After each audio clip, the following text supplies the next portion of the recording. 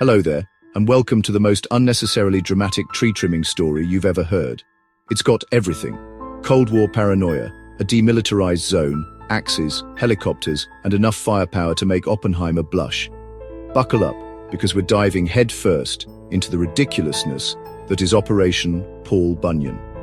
Picture this: 1976, the Korean Demilitarized Zone, a 2.5-mile wide strip of land separating North and South Korea. It's basically the world's most awkward shared backyard. And in this backyard, there's a tree. A poplar tree, to be exact, just chilling in the joint security area, a diplomatic no-man's land within the DMZ. Now, you'd think a tree wouldn't cause an international incident, right? You'd be wrong. See, this tree had the audacity to grow its branches and obscure the view between a United Nations command checkpoint and a North Korean guard post.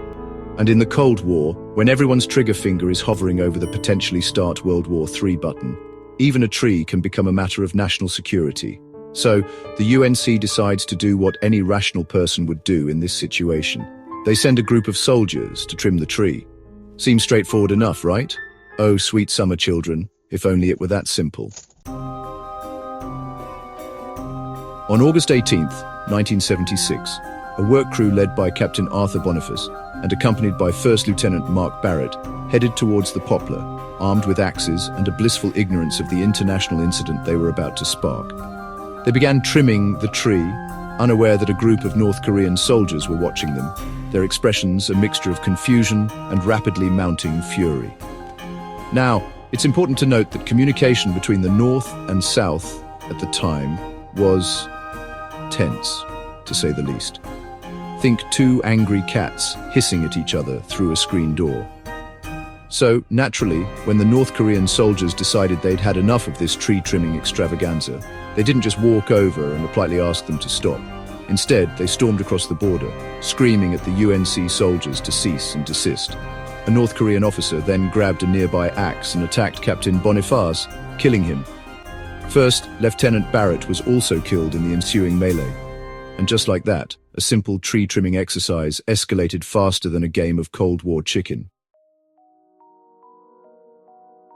The deaths of Captain Boniface and Lieutenant Barrett sent shockwaves through Washington. The US response? Well, let's just say they decided to go full speak softly and carry a really big stick on this one. Operation Paul Bunyan was born. The goal: chop down that damn tree. And they were going to do it in a way that left absolutely no doubt about America's commitment to forestry. Look, the point is, they weren't messing around. The operation involved hundreds of soldiers, including a special forces team equipped with chainsaws, because nothing says we mean business like dudes with chainsaws. They also had tanks, helicopters, and B-52 bombers flying overhead, just in case anyone in North Korea was feeling peckish for some freedom. It was like a scene out of a Michael Bay film, only with less slow-motion explosions and more potential for global thermonuclear war. So, what did North Korea do in the face of this overwhelming display of wood-chopping prowess? They blinked, as the UNC soldiers, backed by enough firepower to level a small country, moved in to chop down the tree. The North Korean soldiers just watched. It was like they suddenly realized they'd brought a twig to a chainsaw fight.